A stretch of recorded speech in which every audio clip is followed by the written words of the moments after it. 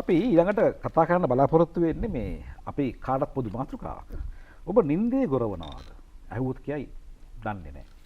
කොහොමද දන්නේ? ඔව් දැනගන්න දෙයක් නැහැනේ. ඔබ තනියෙන් නිදින කෙනෙක් නම් ඔබ ගොරවන විත්‍ය නින්දේදී කිසිසේත් දන්නේ නැහැ. පවුලේ අනෙක් සමාජිකයින් සමග ඔබ නිදියන්නේ නම් එයාගේ ප්‍රතිචාරය මත තමයි දැනගන්නේ ඔන්න ඔබ ගොරවනවා කියලා. සමහර පවුල් වල අපි දැකලා තියෙනවා මට නම් පුද්ගලික අත්දැකීම් තිබුණා යාළු මිත්‍රාදීන්ගෙන් ඕනෑ තරම් ඔය විදේශ සංචාරවලට එහෙම ගියාම සමහරට යාළුවන් සමග තනි කාමරේ ඉන්න ගිහිල්ලා අවසානයේ මම තීරණය කළා ජීවිත කාලේ කවමදාවත් තනි කාමරයක් නැතුව මම දන්නේ නැහැ කියලා. හැබැයි දැන් මා දන්නවා මමත් ගොරවන විත්තිය. මේක අපි කාටත් තියෙන පොදු ප්‍රශ්නයක්. එහෙමනම් නින්දේ ගොරවන්නේ ඇයි? මේකෙන් බේරෙන්නේ කොහොමද? ප්‍රතිකාර කොහොමද කියන කාරණා අපි කතා කරන්න සූදානම්. ඉතා වටිනා මාතෘකාවක්. ඔබේ කවුරුන් හෝ නින්දේ ගොරවනවා. ඒ නිසා රැඳෙන්න, අහන්න, ප්‍රතිකාර හොයන් යමු.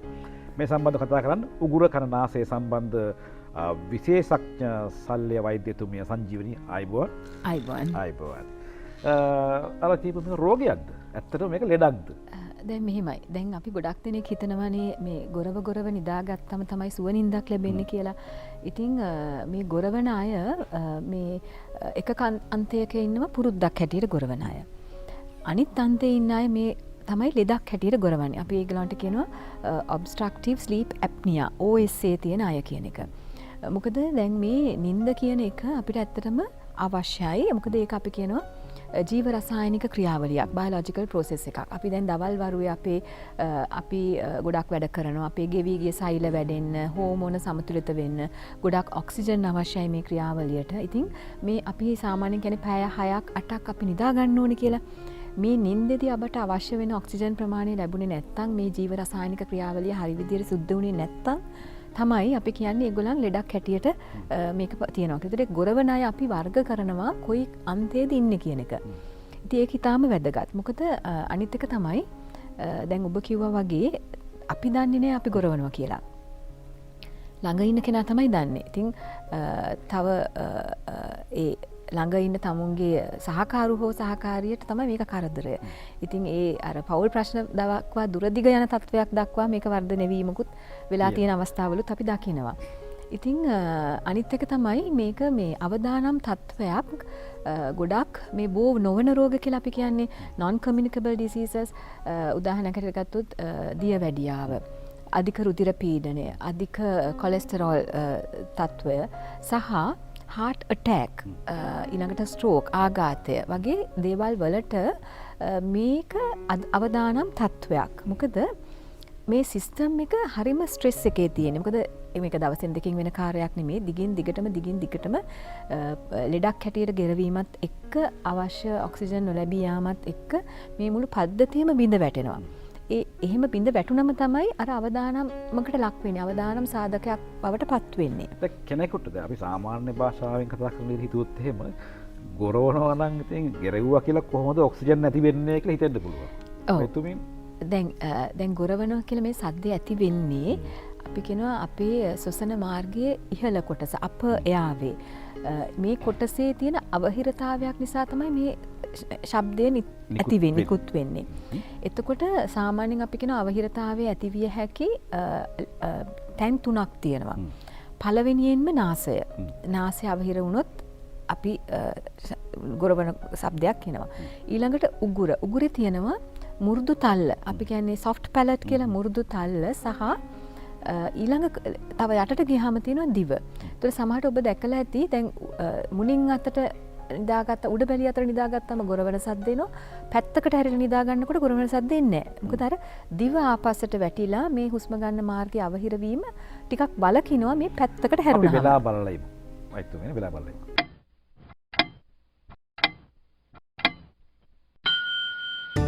පරාර්ථකාමී මිනිසුන් ලෝකය තවත් ලස්සන කරයි. හැබැයි කෙනෙක් එකම ඉරියව්වේ නිදියන්නේ නැහැ. එක්ක උඩු බැලිය අතට නැත්නම් පැත්තට ඇල්ලලා මුණින් අතට කොහොම හරි ඔක මාරු වෙනවා දන්නේ නැහැ. රෝගය තිබෙනවා නම් හොයාගන්නත් බෑ ඒක. දැන් අනිත් එක තමයි දැන් අපිට රෑ හොඳට නිින්ද ගියේ නැහැ කියලා දවල්ට දැනෙනවා උදේට ඇහැරුණහම දැනෙනවා. දැන් මේ රෝගීන් අපි පරීක්ෂා කරද්දි සහ රෝග නිර්ණය ඉතිහාසය අහද්දී අපි එප්වර්ඩ් ස්ලීපිනස් ස්කේල් කියලා එකක් බලනවා. ඒ කියන්නේ කොයි තරම් දුරට මෙයා නිදා වැටෙනවද? ඒ කියන්නේ කෑම කාලා ඉඳගෙන ඉන්නකොට නිදා වැටෙනවද? මේ ගමනක් යනකොට වාහනය ට්‍රැෆික් එකේ නතර වුණාම නිදා වැටෙනවද? ඒ කියන්නේ කොයිතරම් දුරකට මෙයාට නිින්ද අඩුවීම පෙන්නනවද කියන එක අපි බලනවා ස්ලීපිනස් ස්කේල් එකෙන්.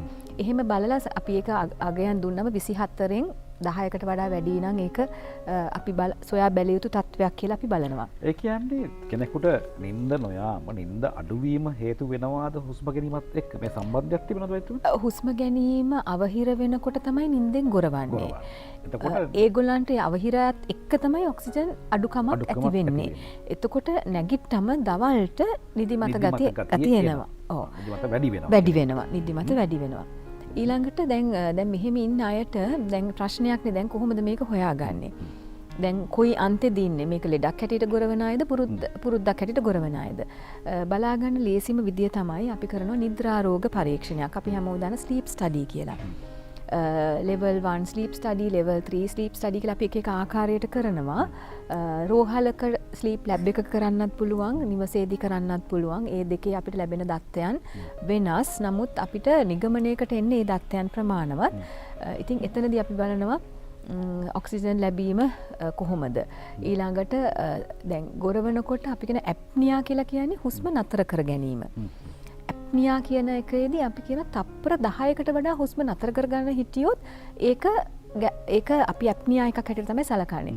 දැන් ඔබ නතර කරගෙන කියන්නේ ගණන් කරොත් තප්පර 10 කියන්නේ අපි හිතන්නේ නැති තරම් දිග කාලයක්. හිතන්නේ නැති තරම් දිග කාලයක්. ඉතින් ඕනෙම කෙනෙකුට දැන් මේ නිින්දෙදී පැයක් ගත්තොත් මේ වෙනස් වීම, ඒ කියන්නේ ඔක්සිජන් අඩු වැඩි වීම, හුස්ම නතර කර ගැනීම ඕන කෙනෙක් කරනවා. සාමාන්‍යයෙන් අපි කියන්නේ ඕනෙම කෙනෙක් විනාඩි 10කට සැරයක් මේ පොඩි පොඩි වෙනස්කම් වෙන්න පුළුවන්. එතකොට අපි පැයකට මේ වගේ අවස්ථාවල් 5කට අඩුවෙන් වෙනවා නම් අපි කියනවා ඒක නෝමල්. ඒක එච්චර ගණන් ගත යුතු නැහැ. 5ත් 10ත් අතර වෙනවා නම් අපි කියනවා මේක මද වශයෙන් mild moderate severe එහෙම කියලා අපි ඒකේ කොච්චරක් භයානකද කියන එක බලනවා. 5ත් 10ත් ඊළඟට 11ත් 15ත් 15කට වඩා. ඒ කියන්නේ ඒ අවස්ථාවන් වැඩි ගණනක් සිද්ධ වෙන්න මේක අපි කියනවා significant, මේක බලන්න ඕනේ. මොකද ඉදිරියේදී යම් අවදානම් තත්වයක් ඇතිවිය හැකියි කියලා. දැක්කොම හෝ දැන් මේ වගේ රෝගයක් ලේසියෙන් ග්‍රහණයට අහු වෙන්නේ නැහැනේ. හොයන්නෙත් නැහැ, බලන්නෙත් නැහැ, සැලකිල්ලක් දක්වන්නෙත් නැහැ. කවුරුත් ඒ ගැන අවධානයක් යොමු කරන්නෙත් ගොරෝන එක ගණන් ගන්නේ නැහැනේ කියලා. කල් ගිහින් මේ කියලා තත්ත්වයට ඇවිත් තියෙන්න පුළුවන්. දැන් කොහොමද ප්‍රතිකාර කරන්නේ? දැන් මෙහෙමයි. දැන් අපි රෝගීන් අපි ගාවට ආවහම ශල්‍ය වෛද්‍යවරු හැටියට අපේ කාර්යභාරය වෙනස්. ඊළඟට තව ෆිසිෂියන්ස්ලා, චෙස්ට් ෆිසිෂියන්ස්ලා ඒගොල්ලෝගේ කාර්යභාරය වෙනස්. ඒගොල්ලොනුත් මේක බලනවා. කොහොම හරි අපි මේ අවහිරතාවය මගහරවලා ඔහුට අවශ්‍ය හුස්ම දෙන එක තමයි පළවෙනිම කාර්යභාරය. මෙතනදී මම කියන්න ඕනේ මේ අපේ ශරීර ස්කන්ධ දර්ශකය බර වැඩි වෙන්න මේ අවහිරතාවය වැඩි වෙනවා. ශරීර ස්කන්ධ දර්ශකය. එතකොට මොනම දෙයක් කරන්න ඉස්සෙල්ලත් ගොරවන කෙනෙක් ඉන්නවා නම් ඉතාම සැලකිලිමත් වෙන්න තමුන්ගේ බර ගැන. BMI එක වැඩි නොකර තියාගන්න. මොකද උදාහරණයක් හැටියට දැන් අපි කිලෝ 2ක් බර අඩු කරගත්ත කියනක මුළු ශරීරයෙන්ම, එතකොට අනුපාතයක් හැටියට අපේ මේ බෙල්ල හරියෙන් පොඩි ප්‍රමාණයක් බර අඩු වුණත් ලොකු ඉඩක් එනවා. ඒ නිසා බර අඩු කරගන්න එක පළවෙනිම දේ. ඊළඟට අපි බලනවා අර කියපු ලෙවල්ස් 3න් නාසයේද මෘදු තල් ආශ්‍රිතවද එහෙම නැත්නම් දිව ආශ්‍රිතවද මේ අවහිරතාවය තියෙන්නේ කියලා.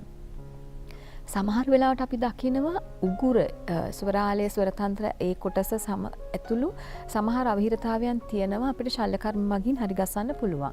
ඉතින් ඒ වෙලාවේදී අපි ශල්‍ය වෛද්‍යවරු හැටියට ශල්‍ය කර්ම නිර්දේශ කරනවා.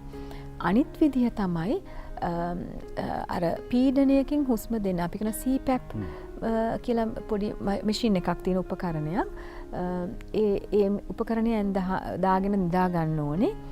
ඒකෙන් කරන්නේ පීඩනයකින් හුස්ම දෙනවා. එතකොට අර අවහිරතාවය මග හැරෙනවා. අපිට අවශ්‍ය කාර්ය සිද්ධ වෙනවා. ඉතිං හැබැයි සමහර අයට එහෙම උපකරණයක් පැළඳගෙන නිදා ගන්න බෑ. ගොඩක් අය අකමැති අපහසුයි. නමුත් ඒක තමයි එක ප්‍රතිකාර ක්‍රමයක්.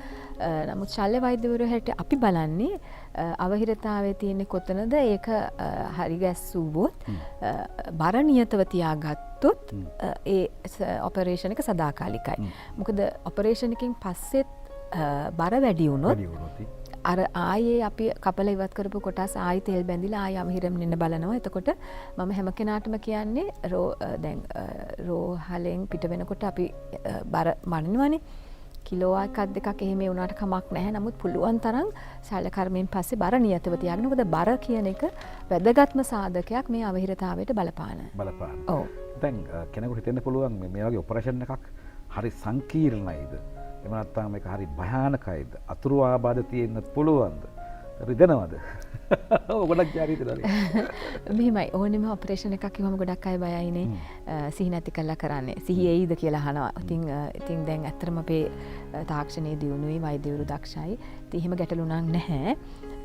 නමුත් මේ ශල්‍ය කර්මය ගොඩක් වෙලාවට කරන්නේ එක්ක නාසයේ, එක්ක උගුරේ, එක්ක දිවේ. ඒ කියන්නේ මේ කෙල ටිකක් ගිල්ලත් වේදනාවක් ඇති වෙනවා. ඉතින් සාමාන්‍ය ශල්‍ය කර්ම වලට වඩා වේදනාව වැඩි. නමුත් ක්‍රමක්‍රමයෙන් වේදනාව අඩු වෙනවා. අපි වේදනාව නැති වෙන්න පැය ගණන් වලට එහෙම නැත්නම් වේදනාව ඇති වෙන අවස්ථාවලදී බෙහෙත් දෙනවා. මුල සතියක් විතර ටිකක් අමාරුයි තමයි. ඒකයි මං කිව්වේ හරියට කරගන්න බර නියතව තියාගත්තොත් මේක සදාකාලිකයි. දැන් මේ කියන තාලට තමන්ගේ බර විතරද මේකට හේතුව? මේ ගෙරවීම කියන දේ ඇති වෙන්න කෙනෙකුට බලපාන හේතු තියෙන්න ඕනනේ. දැන් සමහරව කියනවා මේක සෙම නිසා කියලා, සෙම වැඩි වෙලා කියලා, සෙම බැඳිලා කියලා කියනවා. මේ වගේ නොයෙක් මතිමතාන්තර තියෙනවානේ විශ්වාසයන්. ඇත්තටම මොනවද හේතුව? දැන් මෙහිමයි ඕනෙම හේතුවකදී අපේ අපයාවේක සොසන මාර්ගයේ උඩ කොටස අවහිර වුණොත් ගොරවන මේ සද්දේ ඇති වෙනවා. දැන් ඔබ කියපු විදිහට දැන් සෙම අවස්ථාවලදීත් අපි ඕනෙම කෙනෙකුට හැබැයි ඒක తాවකාලිකයි. නහය බ්ලොක් වුණොත් ඌරේ සෙම බැඳුනොත් ඒ කියන්නේ වෛරස් ආසාදනයකදී කෙටි කාලීනව වෙන්න පුළුවන්. නමුත් ඒක දිග කාලීනව වෙන්නේ නැහැ. නමුත් අපි අඳුනාගෙන තියෙන සාධක අතරින් ප්‍රධානම දේ තමයි ස්ථූලතාවය. ඒ කියන්නේ අධික ස්ථූලතාවය.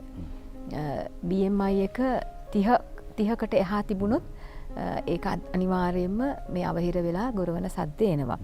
එතකොට මම අර කිව්වා වගේ කලින් ගොරව පමණින්ම ලෙඩක් නෙමෙයි.